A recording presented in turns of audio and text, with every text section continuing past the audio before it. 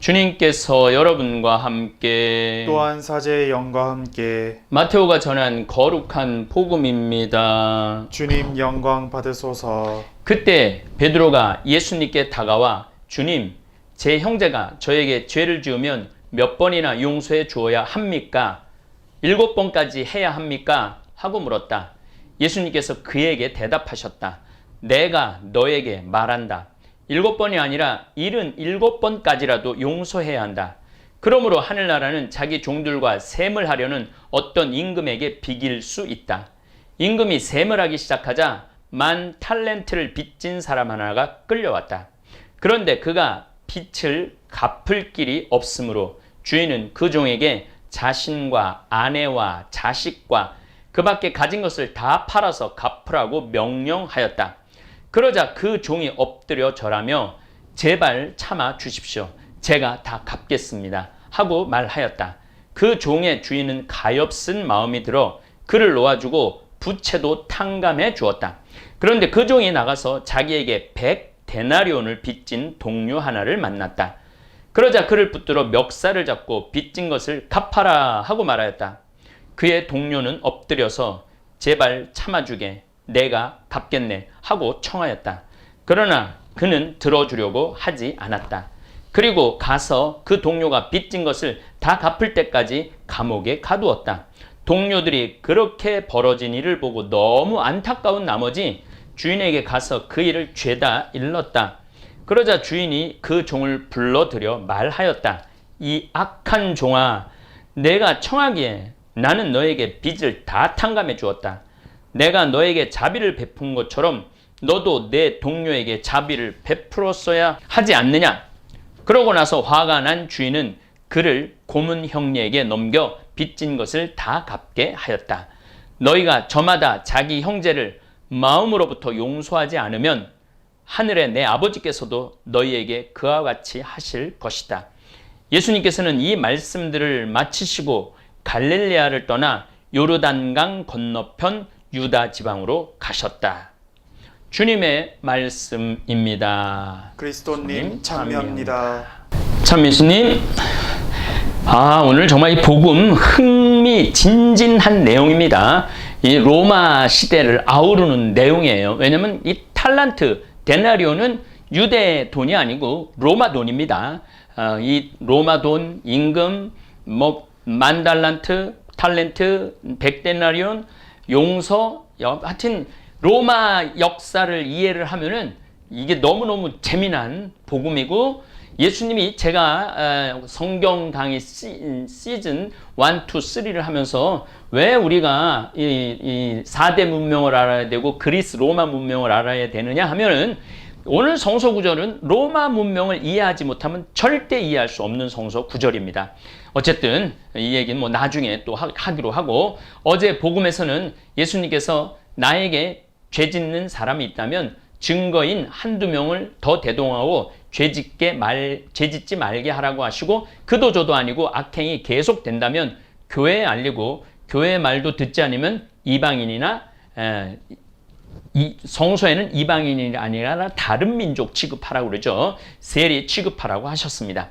예수님께서 이 말씀을 마치자마자 베드로가 예수님께 다가와 주님, 제 형제가 저에게 죄를 지으면 몇 번이나 용서해 주어야 합니까? 벌써 이미 결론 난 얘기인데 몇 번이나 용서해 줘야 되느냐고 또 물어봐요.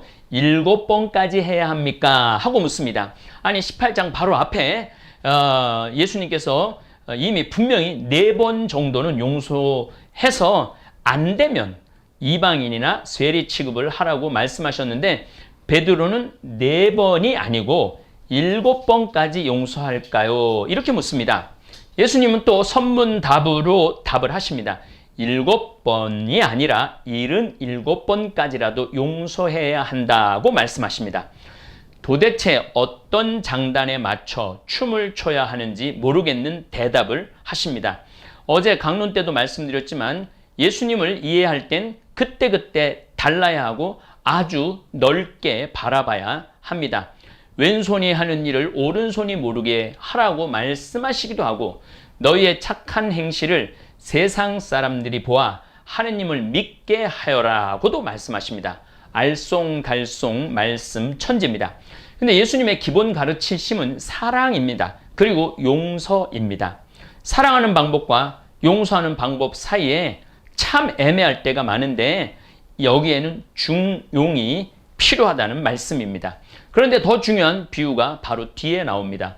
바로 10,000달란트와 100데나리온의 비유입니다.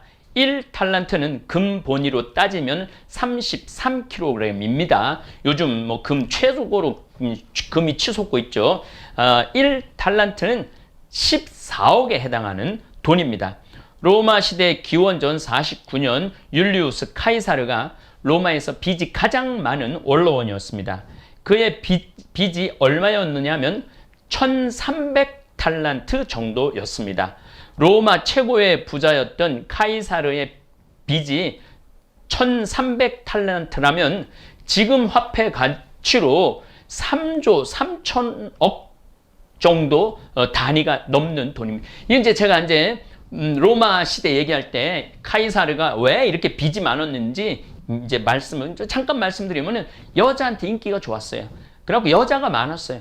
그래갖고 여자가 있으면 그 여자 집도 사줘야 되고 정원도 해줘야 되고 노예도 대줘야 되고 그래갖고 그렇게 빚이 많았던 원로 중에 한 사람이었죠.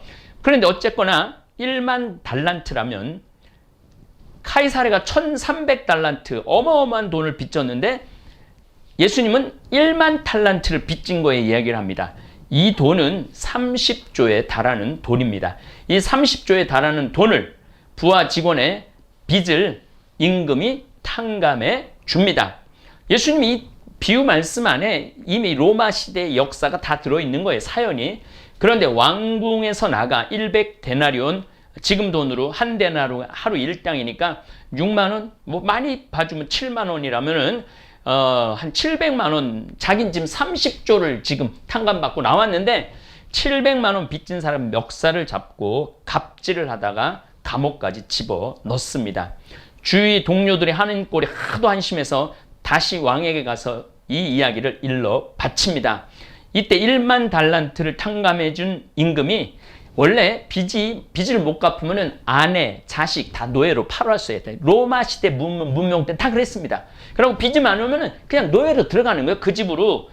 그런데 그런 것까지도 다 탕감을 해줬는데 네가 나가갖고 100데나리온 겨우 700만 원 그야말로 한 10원, 20원도 안 되는 돈을 갚으라고 그랬으니 너는 30조에 대한 1만 달란트에 대한 책임을 져야 된다. 그래서 고문 형내에게 넘겨 빚질 때까지 감옥에 가두죠. 사실 이 문제는 인간과 인간의 문제가 아니라 하느님과 인간의 문제입니다. 한 사람이 나를 죄짓게 하면 두세 사람의 증인을 대고 그것도 아니면 교회 심판을 받고 거기에서도 마음을 돌리지 않으면 이방인이나 세리 취급하라는 이야기는 인간과 인간의 관계를 말합니다. 100데나리온과 1만 달란트 이야기는 하느님과 인간 관계를 말합니다. 내가 하느님의 사람이 되려면 1만 달란트 비유로 살아야 한다는 말씀입니다. 우리는 하느님으로부터 엄청난 용서를 받고 살아갑니다. 사실 저의 죄를 온전히 아시는 분은 하느님 한 분뿐이십니다. 그런데 하느님께서는 제가 저지른 죄를 어제도 오늘도 용서해 주십니다. 상상도 할 수 없는 저의 죄를 세상에 드러났다면 저는 벌써 매장당하고도 남을 저의 이 죄를 하느님은 매일 용서를 해 주십니다. 그런데 황창현 신부를 흉봤다고 황창현 신부 뒤에서 뒷담화를 했다고 해서 발끈 화낼 일이 아닙니다. 항상 하느님 앞에서 나의 어두운 검은 부분을 내가 점검을 해야 합니다. 그리고 늘 회개, 시게 용서해 주시는 하느님의 사랑과 자비를 나도 내가 하느님한테 그런 용서를 받았기 때문에 나를 욕하는 사람도 용서해 줄 수 있는 거예요. 내가 하느님한테 자비를 받지 않았다면 나도 이웃한테 냉철하게 할 수 있죠. 근데 저는 하느님한테 끝도 없는 용서를 받고 끝도 없는 사랑을 받고 이 나이 56살까지 사제로 살 자격도 없는데 사제로 살 수 있도록 용서해 주시고 덮어주신 하느님, 이게 바로 1만 달란트예요. 근데 나한테 100데나리온 잘못한 사람을 대고 내가 욕을 하고 또 거기에 뭐 막깝게 똑같이 싸움을 건다면은 나는 하느님의 사람은 될 수 없다는 얘기죠. 지금 대한민국은 용서의 미덕이 없습니다. 아니, 지구 전체가 용서의 미덕이 없어졌습니다. 서로 잘났다고 자기 생각이 최고라고 각종 방송 매체를 통해서 소리를 지르고 있습니다. 제일 많이 소리 지르는 사람이 트럼프하고 아베죠. 트럼프하고 아베가 정말 내가 이 큰 고난을 가지고 하느님한테 10,000달란트 용서를 받았는데 지금 좀 가난한 나라들, 고통스러운 나라들, 또 자국민들도 마찬가지죠. 자국민들도 치료비가 없어갖고 그냥 코로나19에 걸려도 병원도 못 가고 집에서 그냥 견디다가 죽는 경우가 너무 많다는 거예요. 또 일본은 요즘 그렇게 사이렌이 많이 울린다는 거예요. 그러니까 집에서 어마어마하게 죽어가는 거죠. 그런데도 49일째 공식 석상에 아베는 나타나지 않고 뒤에 숨고 있는 것이죠. 잘났다고 그렇게 소리소리 지르고 주변국들 싸움 부추기더니 지금 그들이 겪고 있는 고통은 정말 예수님께서 100달란트 저기 갚으라고 한 사람 벌 주듯이 저는 벌 주는 거 아닌가 그런 생각이 듭니다. 그래서 지금 지구가 아프리카는 가물고 서유럽과 중동은 50도까지 펄펄 끓고 인도와 중국, 일본, 한국은 물난리를 걷고 시베리아, 알래스카는 매일매일 38도를 오르내리고 있는 것입니다. 정말 예수님의 복음 말씀이 필요한 시대입니다. 우선 우리 인간은 이 지구라는 어마어마하게 아름답고 생명력 가득한 별을 무상으로 10,000달란트나 되는, 아니 10,000달란트보다도 값으로 따질 수 없는 공간을 선물로 받았습니다. 그것도 무상 공짜로 받았습니다. 우리 아버지가 그렇게 부자예요. 태양도 만들어주시고 달도 만들어주시고 이 지구도 만들어주시고 우주도 만들어서 우리한테 선물로 주셨어요. 이 귀하게 공짜로 주신 이 우주 지구를 귀하게 여겼어야 하는데 공짜라고 너무 함부로 무절제하게 썼습니다. 결국 지금 78억이나 되는 지구인들은 무수한 고통을 겪고 있는 것입니다. 그런데 이 지금 고통을 겪고 있는 것을 그냥 막연하게 그냥 왜 전염병이 왔지? 우리 종교 지도자들도 그래. 왜 전염병이 왔지? 이게 언제 끝나나? 이걸 물어야 될 것이 아니라 우리가 전염병이 오게 된 원인에 대해서 물어봐야 된다는 거죠.